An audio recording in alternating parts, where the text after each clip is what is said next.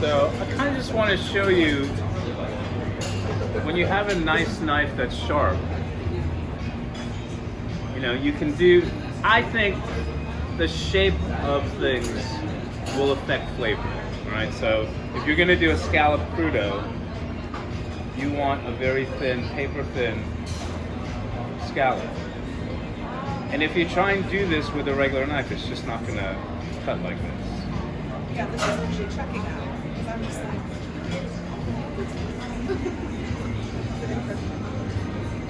And my thing is like, I'm not really doing anything. I just kind of saw the knife a little bit back and forth and push it. But there's not a ton of technique involved. When you have a good knife, I mean, I don't know if you can see how thin that is, but when you have a good knife, it really can do the work for you. And you hopefully trust the knife that it's going to do what it says it's going to do, and all you're doing is kind of guiding the knife through the work. What kind of knife is that, Chef Edward? This is a This is my knife from Messermeister, with a Damascus steel blade, a bunku shape, and bourbon, and a used Maker's Mark bourbon barrel handle. All right. So that's where we're just going to make a little scallop crudo, and then let's see. Do something really simple like, well, actually, you know what? Wow.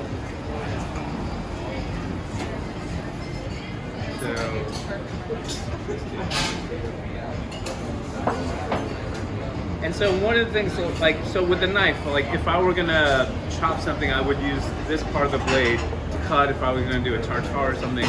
But if I want to do really fine knife work, like take the skin off the lime, I'm going to use the tip. Which is why the tip is created this way. You have very little surface area here, so you can really cut through things like a lime peel, like butter, and really come across here. And so the knife will turn with the curve of the lime, because you know if you try to do it like this, it wouldn't work.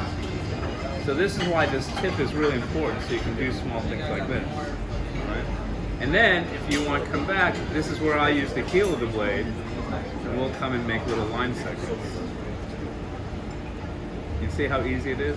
And you have to be careful, because again, if I put too much pressure, this will cut through the entire knife and through my finger very quickly.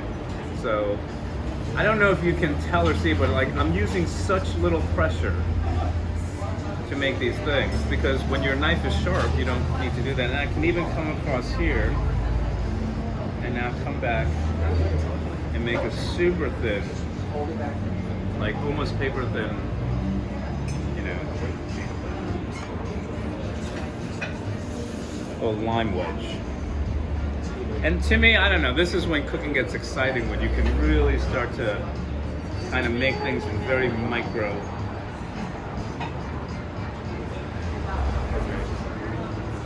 And what should we do? Yeah, let's make a chop. And then, so here's the thing with this knife. So I can slice, I can use things, but because the knife is so lightweight, I can sort of hold it like this, and I can just peel this pear. And it's very easy, quick work.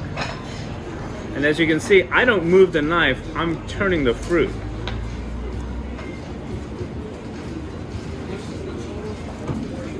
And so the only thing, again, the knife's doing all the work. I just turn it and then get this beautifully peeled pear. So now I can turn this around and I can say, oh, I'm gonna make why don't we make a little matchstick or something? And this is my favorite way to cut, is like, you know, and I always tell people, like, when you slice and cut, it should be quiet. Like, that to me is like chalks on a, like this nails on a chalkboard. Like, You don't ever need to do that. If you're really slicing and cutting nice, everything should be quiet. So we can do a little bit of that action. And then see, I'm going to cut some fish just to show you what we can do.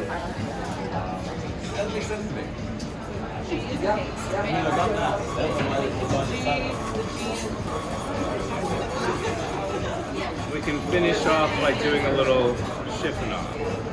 And this is like the most traditional way that you would use a knife, and probably the way that you would use it the most, is the chiffonade. But you can see how thin I can get this mint.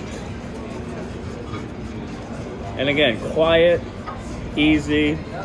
This takes no effort whatsoever. And I can make very thin, almost hair-like pieces of mint. That's it.